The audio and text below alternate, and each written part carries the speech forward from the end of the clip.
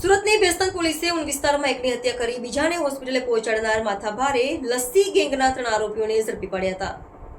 તો ઝડપાયેલા 3માંથી 2 સભ્યો ફ્રેક્ચરની પટ્ટીઓ બાંધી હાજર થતા પોલીસ પણ ચોંકી ઉઠી હતી।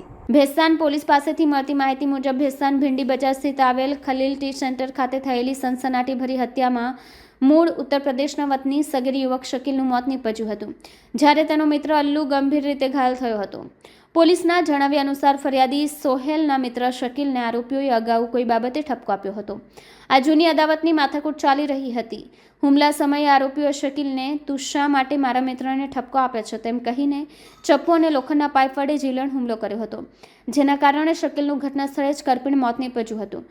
તો આ હત્યાને આપી ભાગી છૂટેલા આરોપીઓને પકડવા માટે પોલીસ તપાસ શરૂ કરી હતી। અંતે ભેસ્તાન પોલીસે સલમાન લસ્સી ગેંગના મુખ્ય 3 આરોપીઓ સલમાન મિર્ઝા ઉર્ફે લસ્સી, ઇમરોઝ ઉર્ફે દાલ ચાવલ અને શાહરૂખ અંસારીની ધરપકડ કરી છે।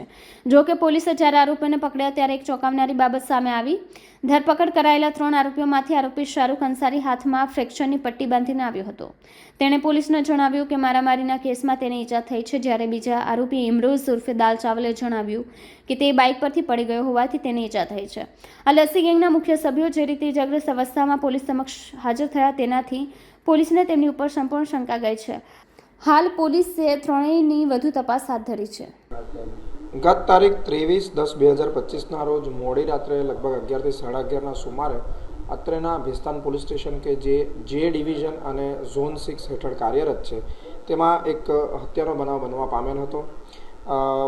બનાવની વિગત એવી છે કે બનાવના ફરિયાદી સોહિલ ગુલામ સાદિક શેખ ઉર્ફે અલ્લુ નાઓએ તેમની ફરિયાદમાં જણાવેલ હતું કે સામેવાળા 4 આરોપીઓ તેમની પર જૂની અદાવત રાખીને સમાધાન માટે બોલાવી હુમલો કરેલ હતો, છરીથી હુમલો કરેલ હતો, જેમાં તેમના એક ફરિયાદીના મિત્રનું મૃત્યુ પણ ગયેલ છે। આ બનાવ બાદ ગત તારીખ 24/10/2025ના રોજ વહેલી સવારે તરત ફરિયાદ દાખલ કરીને અત્રેના પોલીસ સ્ટેશન ખાતેથી આરોપીઓને પકડી પાડવા માટે તજવીજ હાથ ધરવામાં આવેલ હતી, જેમાં કુલ્લે 4 ટીમ બનાવી તેને વિવિધ પીએસઆઈ તથા પીઆઈના નેતૃત્વ હેઠળ આરોપીઓને પકડવા માટે રવાના કરવામાં આવેલ હતા। તેમજ ટેકનિકલ અને હ્યુમન ઇન્ટેલિજન્સને પણ કાર્યરત કરી દેવામાં આવેલ હતું। ટેકનિકલ અને હ્યુમન ઇન્ટેલિજન્સના પ્રતાપે બાતમી મળતા આ આરોપીઓ પૈકી 3 આરોપીઓને હાલ ઝડપી પાડવામાં આવેલ છે। આરોપી ક્યાંથી પકડાયા અને જે ઝઘડા થઈ ત્યારનું કંઈ કે આરોપીઓને શહેરના તેમજ શહેર બહારના વિવિધ ભાગમાંથી પકડી પાડવામાં આવ્યા છે। આ આરોપીઓ પૈકી ઇમરોઝ ઉર્ફે દાલ ચાવલ પર સુરતના વિવિધ પોલીસ સ્ટેશનમાં 4 ગુના દાખલ છે। અરબાઝ ઉર્ફે બાબા પઠાણ પર સુરતના વિવિધ પોલીસ સ્ટેશનમાં 2 ગુના દાખલ છે અને સલમાન મિર્ઝા ઉર્ફે લસ્સી ઉપર સુરતના વિવિધ પોલીસ સ્ટેશનોમાં 12 જેટલા ગુના દાખલ છે।